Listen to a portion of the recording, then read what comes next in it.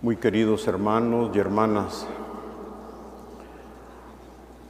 saludo especialmente en nombre del Cabildo Metropolitano a mis hermanos sacerdotes, a los feligreses, a los amigos, a los familiares del Padre Alberto Fernández, al muy ilustre señor canónigo. Ordinariamente no lo vimos celebrando aquí.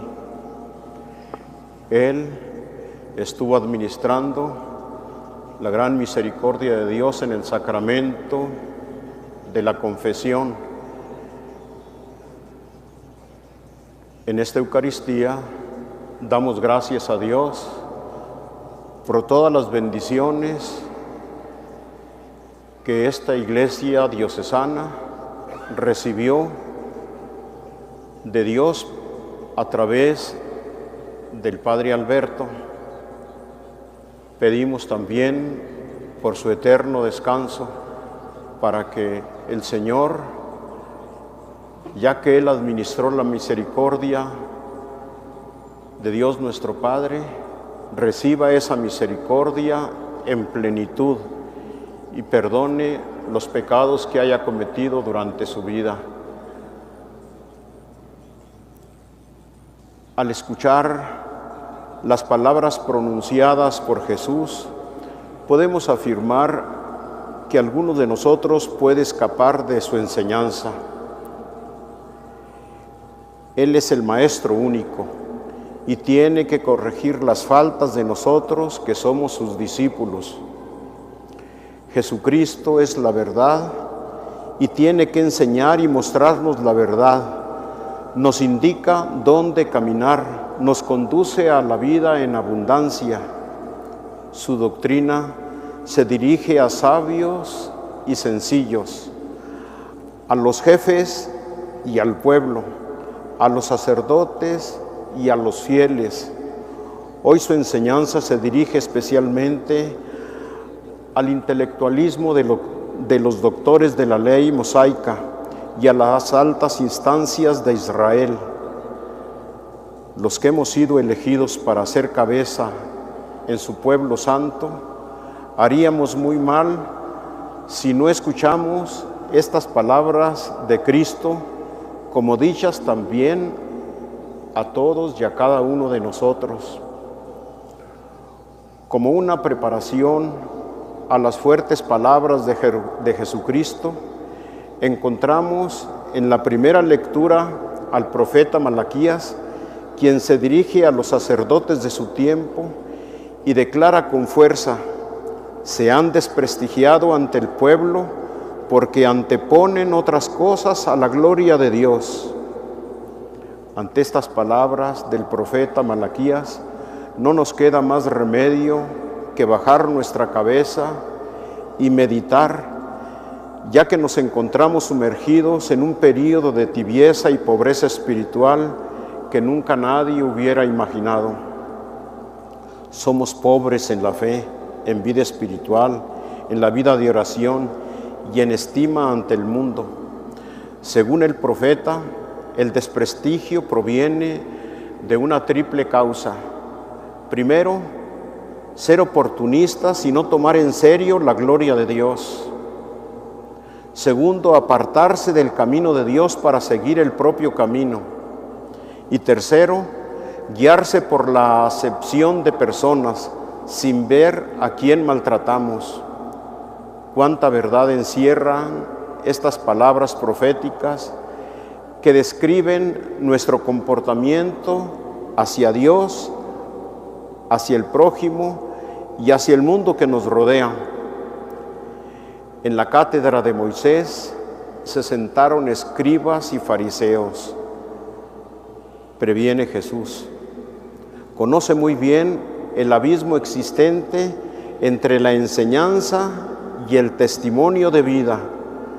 Con cierta frecuencia en la cátedra se sientan los que enseñan, aunque no cumplen lo que enseñan a los demás.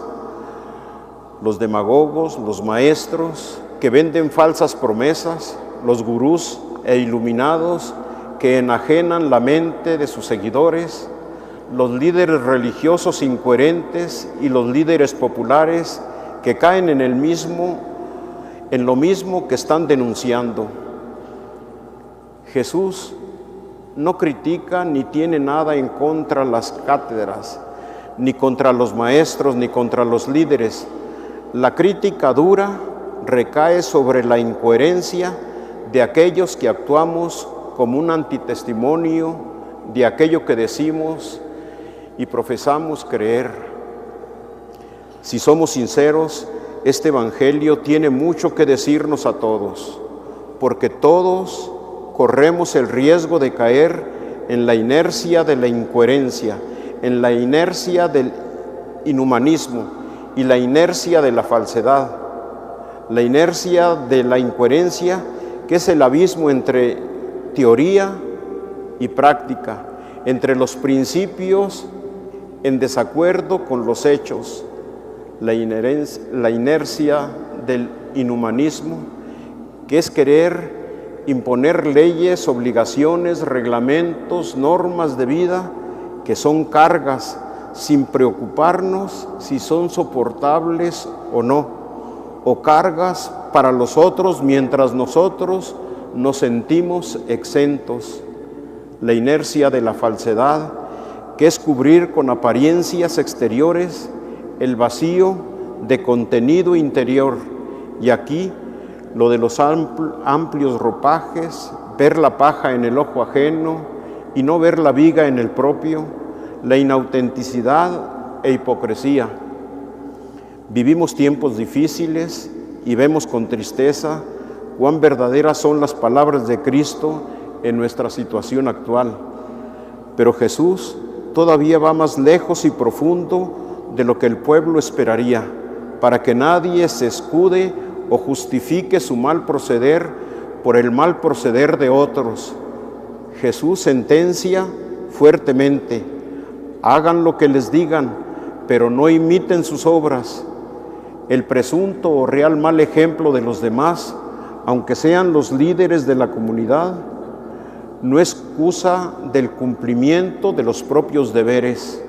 ¿Cuántas veces hemos escuchado: yo me retiré de mi iglesia por los malos ejemplos? El Señor juzgará a aquel que te dio mal ejemplo, pero también te juzgará a ti por no tener criterio, por creer que el modelo, el centro, era aquel sacerdote y no Jesucristo, el único maestro, el único que debe ser nuestro guía. Después de habernos detenido a mirarnos saludablemente en el espejo de los escribas y fariseos, a quienes fustiga Jesús en el Evangelio de hoy, también es saludable detenernos a considerar el programa presentado por Cristo a los suyos como réplica a un modo de entender negativamente la religión. Como base de la auténtica fe, Jesús nos revela que Dios es Padre. A ningún hombre por la tierra lo llamen Padre, porque el Padre de ustedes es solo el Padre Celestial. Con su estilo hebreo de fuertes contrastes, Jesús nos asegura que nadie como Dios merece el título de Padre. Cualquier otra paternidad, física o espiritual, viene de Dios. Toda paternidad viene de Dios nuestro Padre. Es más, toda familia toma su origen en Dios.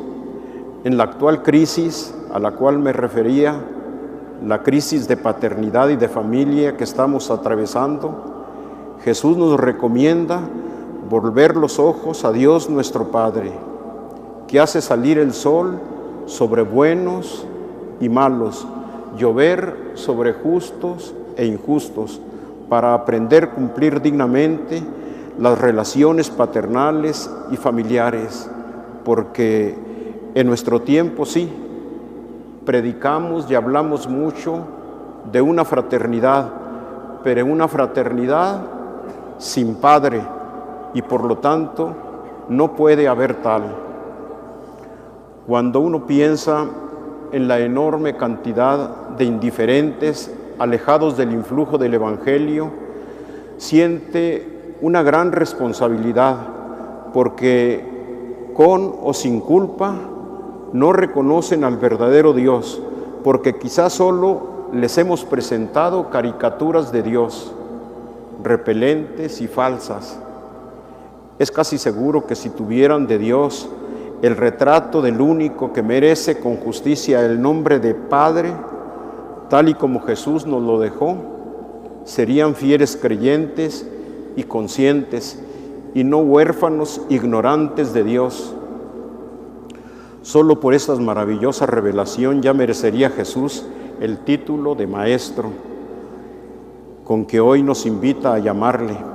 Esta es la gran aportación de Cristo a nuestra historia, a la historia de las religiones. ¿Hay alguna nueva, mejor que la de saber que Dios es nuestro papá, nuestro Padre? El gran título que nosotros podemos ostentar no son los servicios que prestamos en la comunidad. El gran título que podemos presentar con orgullo, sin que lo merezcamos, es que Dios nos ha adoptado como a hijos suyos. Somos hijos en el Hijo único de Dios, en Jesucristo. Todos ustedes son hermanos. Consecuencia lógica y cordial de la paternidad de Dios es la fraternidad entre todos aquellos que se sienten hijos del mismo Padre. Y pensar que todavía hay muchos que propugnan por una hermandad sin un Padre común, como decía, cuando uno cae en la cuenta de que tiene a Dios por Padre, deja la religión del miedo para vivir gozosamente la libertad de los hijos de Dios, la libertad del que ama. Como decía San Agustín, la libertad del que ama y haz lo que quieras, porque sabe que nada hay más exigente que el amor verdadero, del amor fraternal. De ahí fluye espontáneamente la idea del servicio a los demás, del respeto a los demás. Pero si no hay amor, ¿cómo los vamos a respetar? Por eso Jesús concluye en el Evangelio de hoy: no se dejen llamar jefes, porque el jefe de ustedes es solamente Cristo. Que el mayor entre ustedes sea su servidor. Si Jesús, el único jefe y Señor, afirma que no ha venido a ser servido, sino a servir y a dar la vida por sus discípulos, debemos servirnos unos a otros como hermanos.